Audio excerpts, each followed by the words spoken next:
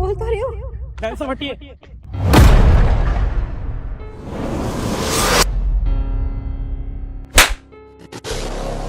तेरी इतनी हिम्मत कि तूने मुझे टच किया। पर मैम साहब, बहुत अच्छे से जानती हूँ तुम लोगों को मैं। गरीब लोगों की ना प्रॉब्लम ही यही होती है। अरे तुमने एक बार भी सोचा कि तुमने मुझे धक्का मारा है, मैं गिर जाती, मुझे लग जाती, मुझे कहीं चोट लग जाती, फिर अरे मैम साहब सुन तो लो, मैं कहना क्या चाह रहा हूँ। क्या कहना चाहते हो? क्या सुनूं मैं तुम्हारी? मैम साहब मैंने आपकी जान बचाई है। मेरी जान बचाई है? अच्छा, यहाँ पे मुझे तो नहीं दिख रहा कहीं बमबारी हो रही है या कोई गोली चला रहा है जो तुम मेरी जान बचा रहे हो।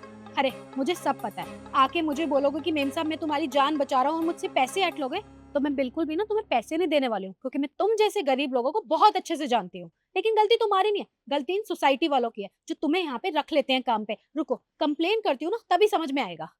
मैडम प्लीज सुन तो लो पूरी बात, मैं कहना क्या चाह रहा हूँ। क्या सुनो तुम्हारी? क्या हुआ? अब मेरे भाई पे चिल्ला क्यों रही है? क्या किया इसने? अच्छा, तो समझाओ अपने भाई को। तुम जानती हो इसने मेरे साथ क्या किया है? मुझे इसने इतनी जोर से धक्का मारा है। अगर मुझे लग जाती तो तुम्हारे घर से कौन पैसे देता? तुम्हारा बाप? देखिए मैडम, पहली बात तो ये घर वालों पे मत जाइए। और मेरा भाई जो कर रहा था बिल्कुल सही कर रहा था। और आप होती कौन इसमें चिल्लाने वाली? आप बड़ी हैं, हमसे ओहदे में बड़ी हैं, तो कुछ भी बोलेंगी आप। अच्छा, अपने भाई को समझाने की जगह मुझ पे चिल्ला रही हो? तुम लोगों की औकात नहीं है मेरे मुंह लगने की। और एक बात बताओ, तुम्हें अपने भाई को समझाना चाहिए, लेकिन नहीं, भाई है ना तुम्हारा, तुम तो उसे गलत चीज में सपोर्ट ही करोगी। पहली बात तो ये कि मेरा भाई कुछ गलत नहीं कर रहा था। आपको पता है मैडम, मेरे भाई ने आपको धक्का क्यों मारा? क्योंकि आपका हाथ इससे लगने वाला था और आप नहीं जानते, कुछ दिनों पहले यहाँ बहुत बड़ा हादसा हुआ इससे हाथ लगाने की वजह से। और आपको कुछ ना हो इसीलिए वो आपकी मदद कर रहा था। और आपने क्या किया? मेरे भाई को थप्पड़ मार दिया, बदतमीजी करी।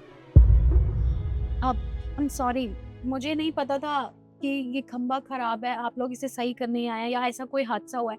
अगर मुझे पता होता सच में कि मेरी जान बचा रहे हैं तो मैं इनके साथ ऐसा नहीं करती। आई एम रियली सॉरी, और आप भी मुझे माफ कर दीजिए।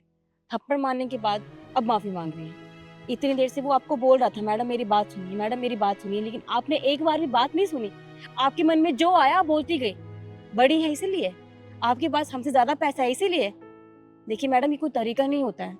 माना हम छोटे लोग हैं, लेकिन हमें पता है इंसान की जान की कीमत क्या होती है।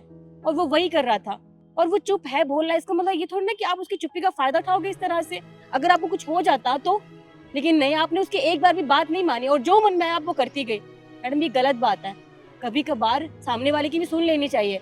जरूरी नहीं कि वो छोटा तो वो गलत ही बोलेगा, वो सही भी तो बोल सकता है ना। लेकिन नहीं, आपको तो अपने पैसे पे इतना घमंड है कि आपको कोई दिखता ही नहीं सामने।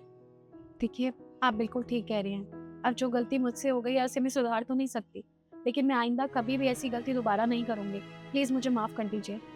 देखिए मैडम, हम ये नहीं चाहते कि आप हमसे माफी मांगे या हाथ जोड़ें।